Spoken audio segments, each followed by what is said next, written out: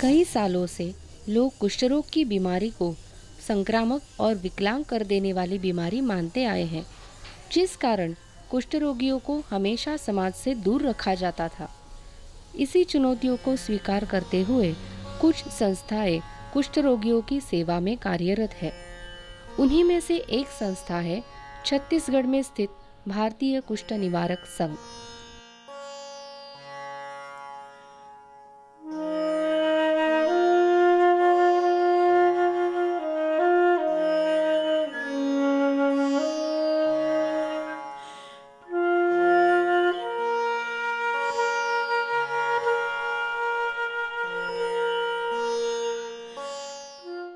पूज्यनीय सदाशिव कात्रे जी ने सन 1962 में चांपा, बिलासपुर जिले में भारतीय कुष्ठ निवारक संघ की स्थापना की। एक छोटे से घर से शुरू हुई इस संस्था ने आज अपना खुद का कात्रे नगर बनाया है। कात्रे जी स्वयं कुष्ठ पीड़ित थे। यह ऐसी पहली संस्था है जो खुद कुष्ठ रोग का सामना करते हुए किसी व्यक्ति ने स्थापन की हो। उनके अविरत प्रयत्न से 1962 में 3 से 4 कुष्ठ रोगियों के साथ शुरू किया हुआ यह आश्रम अब तक सैकड़ों रुग्णों को सेवा दे चुका है। 1973 में दामोदर जी बापट इस आश्रम के परिवार में शामिल हुए। यहाँ पर कुष्ठ रोग के बाबत बहुत गलतफहमियाँ हैं। वही एक मात्र कष्ट का और हम कुष्ठ सेवकों के लिए बड़ा एक प्रकार का संघर्ष का विषय होता है। संघर्ष माने हाथ पर हिला के नहीं, लेकिन बातों बातों में या मन की भावनाओं में का ये संघर्ष होता है। अब धीरे धीरे ये संघर्ष कम हो रहा है। कुष्ठ रोग के लिए अच्छी दवाएं भी निकल गई है। अब कुष्ठ रोग ऐसा नहीं कि जो पहले समझा जाता था कि स्वस्थ ये रोग असाध्य है, अनुवंशिक है और छूत कब है, ऐसा समझा जाता था। लेकिन अब धीरे धीरे यह रोग ठीक हो सकता है, ऐसा सबको, सभी समाज को ध्यान में आ गया है। उनके दिलो दिमाग में अभी वो बैठने का है पूरी तरह, लेकिन ऊपरी तरह वो इस रोग के बाबत काफी निर्भय है। आज इस संस्था में 160 रुग्ण दाखिल है। इनमें से 15 रुग्णों पर उपचार चल रहे हैं। सभी रुग्णों की नियमित रूप से देखभाल की जाती है। जख्म साफ करना, मरहम पट्टी करना, दवा देना, ये सभी काम यहाँ के कर्मचारी व्रत मानकर समय पे करते हैं। यहाँ के कार्यकर्ता भी पहले आश्रम में रुग्ण थे। यहाँ मिलने वाला प्यार और लगन की वजह से वे उपचार होने के बाद यही रहकर बाकी रुग्णों की सेवा कर रहे हैं।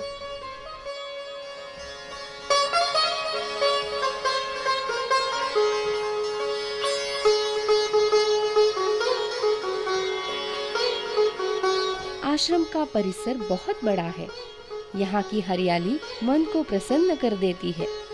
यहाँ का शांत वातावरण स्वास्थ्य के लिए लाभदायक है। आश्रम में एक सिद्धि विनायक जी का मंदिर बांधा हुआ है, जहाँ हर रोज नियमित रूप से आरती और भजन किए जाते हैं।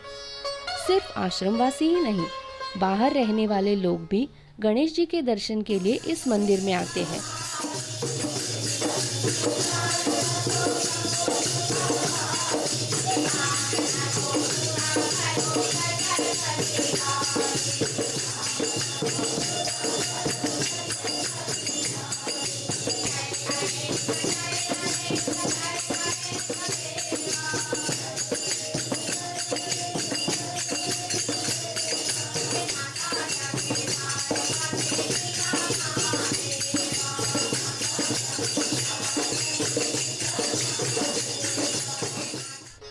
मंदिर के बाजू में ही एक छोटी सी कचहरी है। आश्रम के सभी कारोबार इसी कचहरी से चलते हैं। वहीं पे एक डाकघर बनाया हुआ है। ये है इस कात्रे नगर का अपना खुद का डाकघर। आश्रम से संलग्न संत गुरु घासीदास अस्पताल है, जिसकी सेवा का लाभ बाहर के लोगों को भी दिया जाता है। कुष्ठ रोगियों की देखभाल के लिए आश्रम में पूर्णकालीन डॉक्टर उपलब्ध है।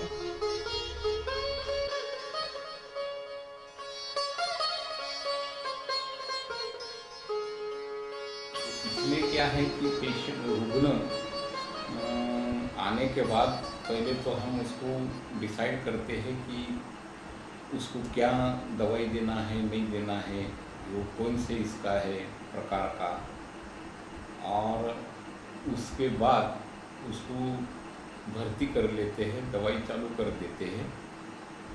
तो इसका दवाई क्या है कि बहु औषधि उपचार पद्धति जो है तो वो 1 साल का लग जाता है उसमें, और उसमें जो असंसर्गिक रुग्ण है उसे 6 महीने का दवाई दिया जाता है।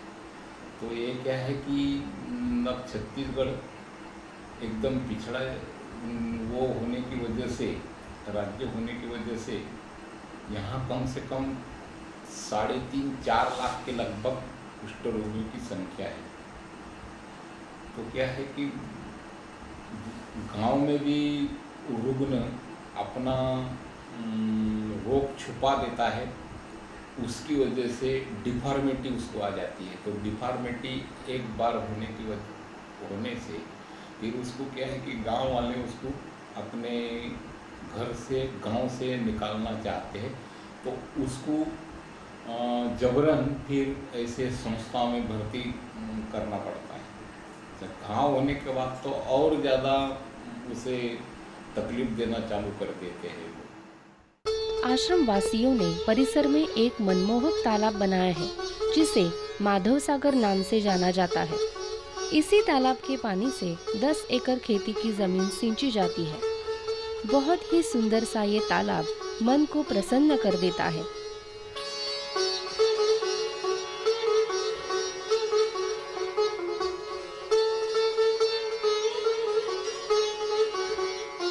तालाब के बाजू में आश्रम के संस्थापक कात्रे जी की समाधि का निर्माण किया गया है। यहाँ आकर हमेशा एक नई प्रेरणा मिलती है, कुष्ठ रोगियों की सेवा करने की प्रेरणा।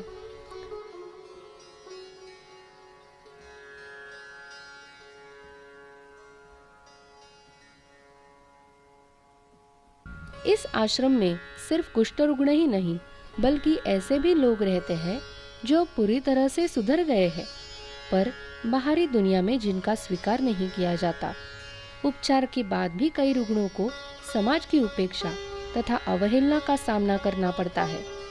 आश्रम में जिस तरह से कुष्ठ रोग के साथ लड़ने का बल दिया जाता है, उसी तरह इस अनचाहे या बेफायदा होने की भावना प्रकट न हो, इसलिए प्रयत्न किए जाते हैं। रुग्णों का आत्मसम्मान और आत्मविश्वास बढ़ाने के लिए यहाँ अलग अलग योजनाएं कार्यान्वित की जाती है। उन्हीं में से एक है खेती। आश्रम में जितना हो सके उतना स्वावलंबन का प्रयोग किया जाता है। यहाँ की अधिकतम धान्य तथा सब्जियों की आवश्यकता आश्रम के अंतर्गत होने वाली खेती से पूरी होती है। यहाँ पे उपचार के लिए आए हुए रुग्ण और अब इस बीमारी से बाहर आए हुए लोग ये खेती करते हैं। कभी कभार अतिरिक्त धान्य बाहर बाजार में भी बेचा जाता है। खेती के लिए आश्रम में आधुनिक तंत्रों का इस्तेमाल होता है, पर इस आधुनिकता के साथ नैसर्गिक खाद और कुछ पारंपरिक पद्धतियों का भी अवलंब होता है।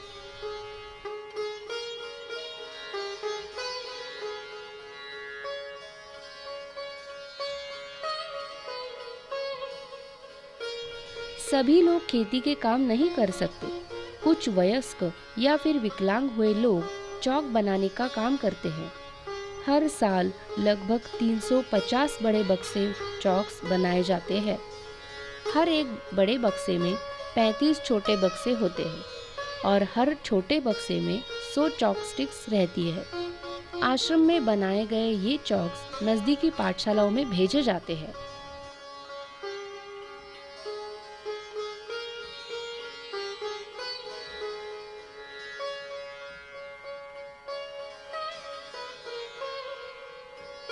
चौक्स के साथ साथ दरिया भी इस आश्रम में बनाई जाती है।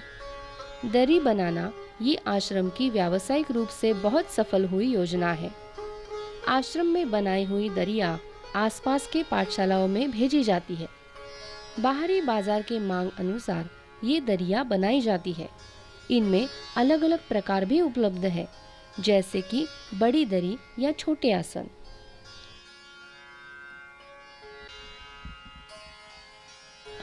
गौशाला आश्रम का एक और महत्वपूर्ण प्रकल्प। यहाँ की गौशाला एक आदर्श गौशाला है। आश्रम की सारी दुग्ध की आवश्यकताएं यही गौशाला पूरी करती है। सिर्फ इतना ही नहीं, इस गौशाला से एक गोबर गैस प्लांट भी चलाया जाता है, जिससे रसोई घर में खाना पकाने के लिए ऊर्जा की कुछ पैमाने में जरूरत पूरी की जाती है। ये प्रकल्प वर्मी कंपोस्ट प्रकल्प से भी जुड़ा हुआ है। इस वर्मी कंपोस्ट प्रकल्प से बने हुए खाद का आश्रम तथा आजू-बाजू के किसान बड़े पैमाने पर उपयोग करते हैं। गौशाला से कामधेनु प्रकल्प जुड़ा हुआ है। कई प्रकार की आयुर्वेदिक दवाइयाँ इस प्रकल्प में बनाई जाती है। यहाँ के पेशेंट और छात्रावास के बच्चे इन सभी पर उपयोग करते हैं और बाहर से भी कुछ लोग आते हैं और खरीद कर ले जाते हैं। इसका समाज पर बहुत अच्छा रिजल्ट है।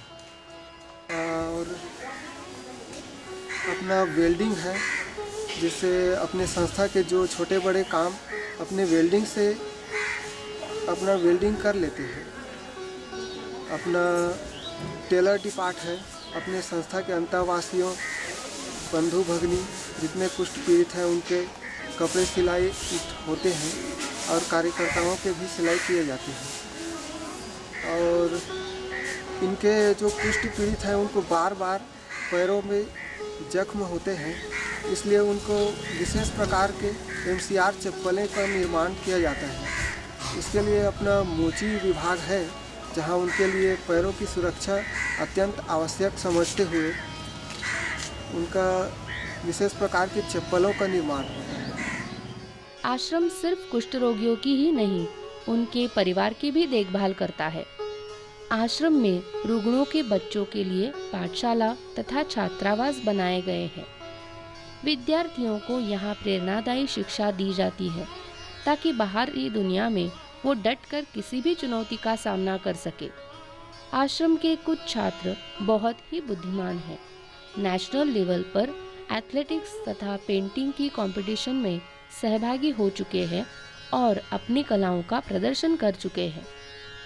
छात्रावास की आवश्यकता तो इस कारण है, ये जो कुष्ठ पीड़ित है हमारे, वो प्रायः बस्तियों में रहते हैं और कुष्ठ पीड़ित बस्तियों बहुत उपेक्षित बस्ती है और वहाँ अत्यंत गरीबी और दीनता के कारण इन बच्चों की पढ़ाई ठीक से नहीं हो सकती है और वहाँ संस्कारों की भी बहुत अभाव है। तो छात्रावास में शिक्षा संस्कार इन पर हो, ऐसी हमारी इच्छा है और वही प्रयास हम कर रहे हैं। आइए जानते हैं यहाँ के आश्रम वासियों से आश्रम के बारे में उनके कुछ अनुभव। क्या है, गांव में तकलीफ देते हैं, कोई गांव में इसको रखते हैं, कोई गांव में बाहर वगैरह। अब यहाँ घर जैसे हैं, बहुत आराम है, घर से अपना घरे समझ कर हैं यहाँ। यहाँ पे ज़्यादा अच्छा लगता है गांव से? हाँ, गांव से बहुत अच्छा है। क्यों? अब यहाँ गांव से, अब गांव वाला जाओगे तो कोई बातचीत नहीं करेंगे समय से, और यहाँ सभी चीज़ टाइम वगैरह पास हो है, यहाँ बहुत मज़े से हैं। यहाँ पूरा एक परिवार के जैसा लगता है, पूरा हिल मिल के सब रहते हैं, अपना बड़े हैं, अपना बहनें हैं, माँ के जैसा लगता है, पिता के जैसा, सब हैं भाई बहन जैसा, पूरा एक परिवार के जैसा। जब मैं आया तब मेरा स्थिति खराब था, यहीं आके मेरा बहुत सुधार हुआ है। चल फिर नहीं पाता था ठीक से, यहाँ आया, दवाई ववाई खाया, यहाँ के थ्रू मेरा ऑपरेशन हो गया। उसके बाद में अभी पैर भी ठीक है, तब से यहीं हूँ, यहीं रहता हूँ, काम वाम करता हूँ कुछ बहुत। यहाँ का व्यवस्था, खाना पीना, रहना बैठना, सब अनेकों गांवों से आए हुए सब हिल मिल के रह रहे हैं, सब भाई बहन माँ, इस तरह से अपना व्यवहार चल रहा है, सबको ये अच्छा लगता है। और बच्चे लोगों का भी यहाँ पढ़ाई हो रहा है, उनको आगे बढ़ाने के लिए उसको जहाँ इच्छा अनुसार वो सिखाते हैं, तो ये सब अच्छा लग रहा है। 48 साल हो गए हैं इस आश्रम की निर्माण को। यहाँ का प्रबंधक वर्ग हर चुनौतियों का सामना कर ये आश्रम चला रहा है। रुग्ण सेवा को अपना व्रत माने हुए ये स्वयंसेवक आश्रम के कार्य को आगे बढ़ा रहे हैं। इन्हीं से जानते हैं इनकी समाज से क्या अपेक्षाएं हैं। क्या है कि जैसे उम्र अपनी बढ़ जाती है, तभी ऐसा लगता है कि कोई नए आदमी अपने को मदद करने आए, कार्य करता है। यहाँ जितनी धन की आवश्यकता है उतनी ही कार्यकर्ता की कुछ यानी 2-4 साल क्यों न हो, अपने जीवन के 2-4 साल भी दे देंगे तो यहाँ बहुत उसका लाभ होगा। क्योंकि यहाँ जो पहले वाले लोग हैं, बापट जी जैसे, मेरे जैसे, तो इनकी उम्र हो चुकी है, शाम ढल रही है वैसे तो अभी इसका जो विकास है और इतना परिसर पड़ा है कि यहाँ जो अपने को हरा भरा लगता है, ऐसे ही करीब 15 एकड़ की ज़मीन वहाँ पड़ी है जो गवर्नमेंट ने दान रूप में दी है। उसका बिल्कुल विकास हम कर नहीं पाए अभी तक। शुरू में तो धन के अभाव में, अभी धन के उसके ऊपर जो करने वाले की एक अपनी प्रतिभा रखी है, वो अभी अपने पास नहीं है, उतनी ताकत नहीं है, इसलिए वो काम वैसे ही पड़े। संस्था के पास इतनी बड़ी ज़मीन होने से भी उसका विकास नहीं हो पा रहा है। इसलिए दोनों यानी धन उतना ही महत्वपूर्ण है, लेकिन धन के साथ साथ कुछ काम करने वाले लोग, उसमें रुचि लेके काम करने वाले लोग ये यहाँ आएंगे तो यही एक बड़ी समाज सेवा होगी। या इन कुष्ठ रोगियों को अपने यानी उनका भविष्य के लिए उनके बारे में यानी उनका भविष्य बन जाएगा, क्योंकि ये पूरे तरह से अपनी संस्था के ऊपर निर्भर है। उनके लिए उनका परिवार ने त्याग दिया है बस। पर्णहीन वृक्ष सा जीवन कठोर था, सिर्फ दुखों के घाव थे, प्यार का साया न था। खुशियों भरी जिंदगी आज जी रहा हूँ मैं, मेरे अपने ख्वाबों का आज कल्पवृक्ष हूँ मैं। इस आश्रम से कई लोगों को नई जिंदगी मिली है। उनकी खोई हुई हंसी आश्रम में उन्हें वापस मिली है। कुष्ठ रोग ये जिंदगी का अंत नहीं, यहाँ के रुग्णों के लिए ये आश्रम एक नई जिंदगी है। चलो साथ मिलके कात्रे जी के कार्य को आगे बढ़ाएं और कुष्ठ रोग के विनाश का कारण बने।